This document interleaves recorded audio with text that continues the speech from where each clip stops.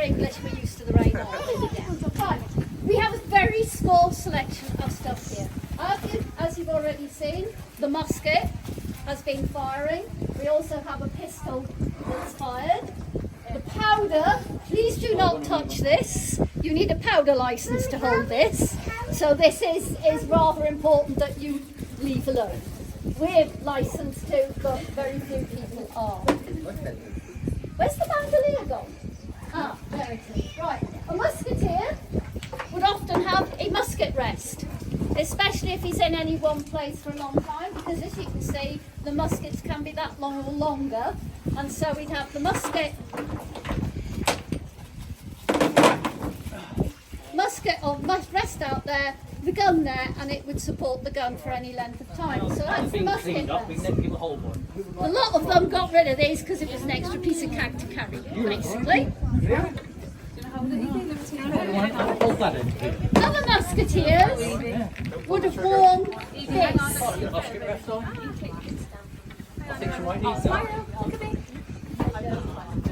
This is called a bandolier, and these are called apostles.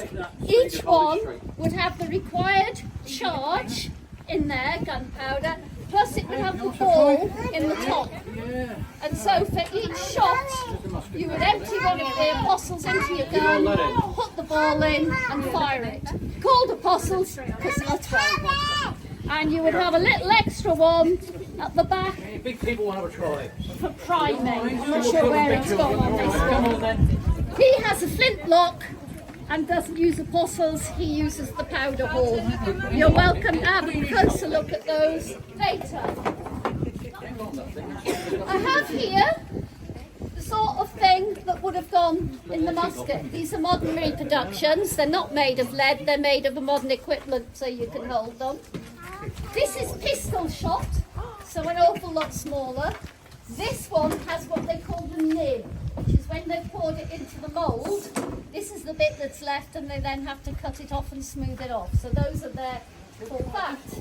In here, which again, please look but do not touch, we've got original musket balls from the 17th century, original pistol shots, apostle tops, and one or two other bits and pieces that are from the period.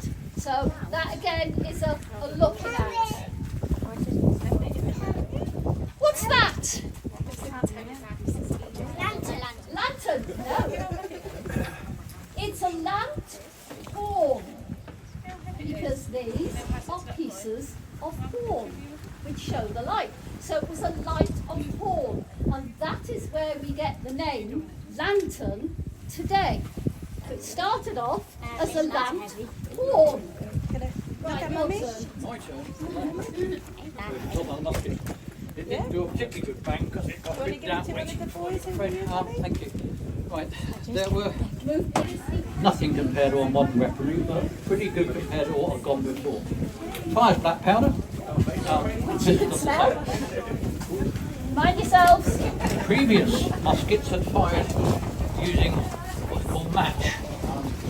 Match is essentially rope, but it's been dipped in various substances. So a job for any 9-year-olds around here, 9 or 10, that sort of age, you can be an apprentice matchmaker. And what you do is collect buckets of urine. Barnyards, digging out the manure heaps, right, digging up some of you kitchen floors, digging up people's privies to get the nitrates out of it to make the gunpowder. Because we didn't have a natural source of it in this country, unlike some of the foreign ones. And once they made the gunpowder, it also then smells interesting. I'm talking about interesting smells. They'll just flash the pan on this and you'll smell what burning gunpowder is like.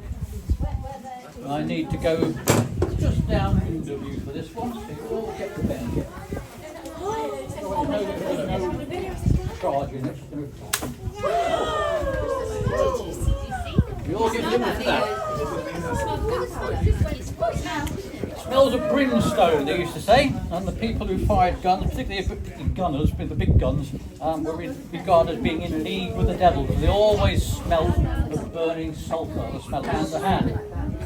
You've got one of these things. Just a test, old Who knows about Blackadder and Baldric? Oh yes, definitely. That is the Baldric. That thing. This is the scabbard, and that's the Baldric. No idea why they named it after it, but that's what it is. This is a rapier. It's actually a battle rapier, so it's got a heavier blade than the normal thin dueling rapier. And that's the sort of thing that an officer, a wealthy person, would take into battle. Then I'll pass that around. It is not sharp, but it isn't heavy. Please do not hit each other with it. You can touch it with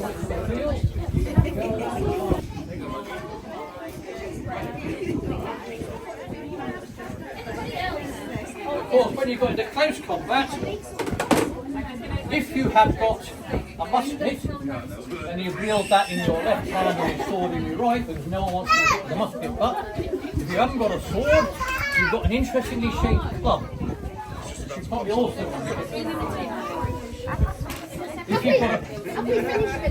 if you've got a pistol, then again you've got a club, and these are designed with a club end. The range of a pistol is only about 20 feet. And so once you fire it once, or if it doesn't fire, you need something else, and that's what you use. I'm firing it really close.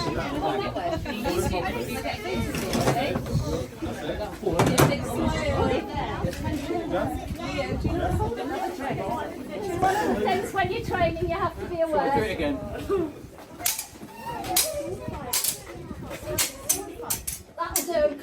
The average fight lasted about 6 blows. What do you want to hold? Pistol. Who's got the camera?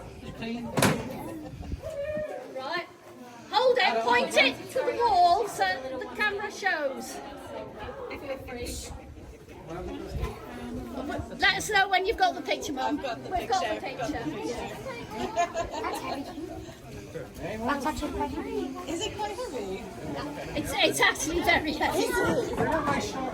Yeah, these are. You'd run, sir, you'd run out of playmates if you had shot. Is it a good eye try that one? Yes, Please? it is. Quite heavy. It's used on ships because anything big is completely impactable. Yeah. And the reason it's like that, you know, the big shields have a small boss in the middle. round in it. Well, this is lighter to carry than a big shield. Yeah. And if you hold it out far enough, you've got quite a big cone of protection. But by this time, you would only find those on board ship now. So you got that. Have a look afterwards when other people. We have 2 others there.